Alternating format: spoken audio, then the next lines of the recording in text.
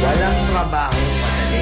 Wala kang karapatang maliitin yung trabaho ng iba. Yung iba sasabihin, gwardiya lang naman yan, rider lang naman yan, construction worker lang naman yan, gasoline boy lang naman yan, fast food crew worker lang naman yan. Pucha, nagkaroon lang tayo ng maganda-gandang klase ng trabaho. Akala na natin kung sino na tayong entitled sa mundong to. Minamaliit natin yung mga taong mas mabababa yung sahod sa atin. Pagkakaalam ko kasi, wala kang karapatang maliitin o matahin yung trabaho ng iba hanggat nagtatrabaho sila ng marangal. Walang trabahong madali.